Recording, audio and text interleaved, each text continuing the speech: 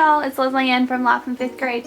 Today's video is all about my Bloom's ladders. There's a version for fiction and nonfiction. You can use them with any text, and I thought I would do a little video to break it down and explain exactly how to use them and what questions are included and kind of give you a little overview of the product.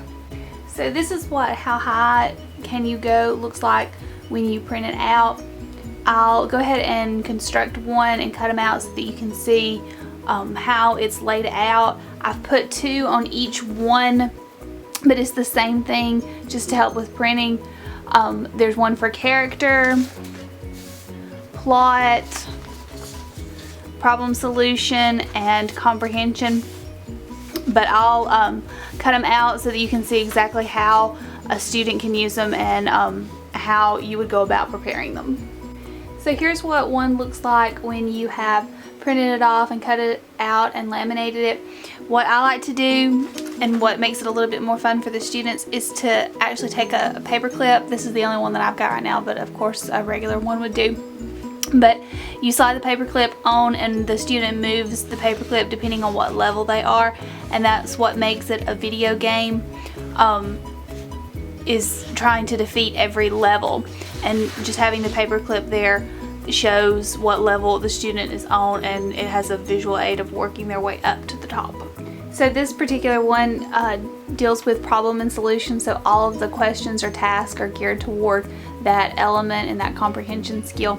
So level 1, the student will name the conflict in the text, and then it goes up a little bit higher to level 2, and they have to describe the steps that the character or characters take to resolve the conflict.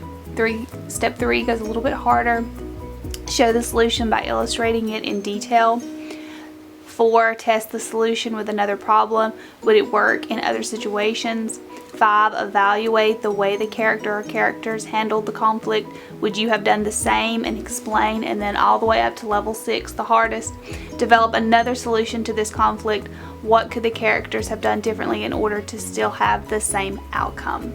This can be done as an individual activity, it can be done as a student self-paced activity, or you can make the student come up to you and show you the task or the question answered for each level and have your approval before they move up, just whatever works best for you.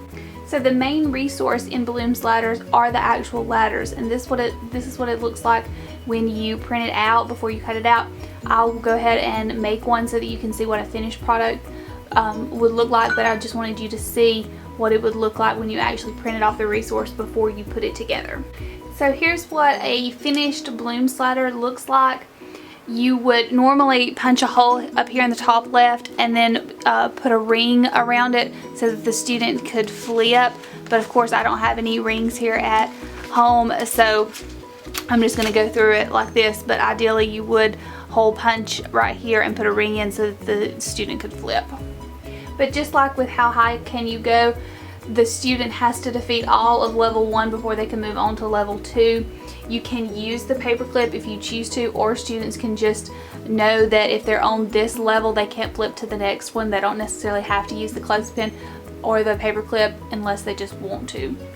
Usually what I do when the students are on levels 1, 2, and 3, they must complete each task in order to move on to the next level. But once they get to about 4, 5, and 6, I make them only pick certain tasks, maybe 2 tasks or 3 tasks, because the answers and the responses are going to be so much more detailed the higher up you go. So they don't have time to do all 6 levels unless you do extend the project out through a longer amount of time.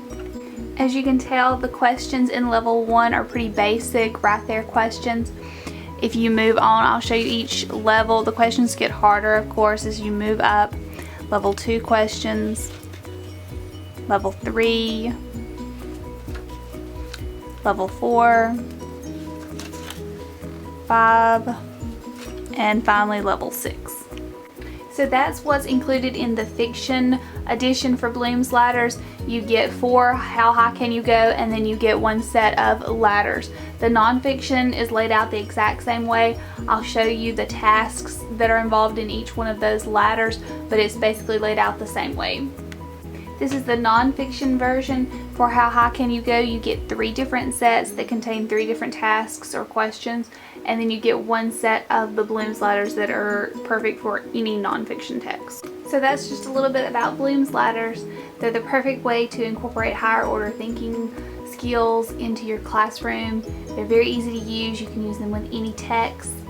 If you'd like to purchase this, I'll leave a link in the description box down below so that you can find them. I hope you enjoyed this video. If you have any questions, leave a comment down below and I'll try my best to answer them. Thanks for watching!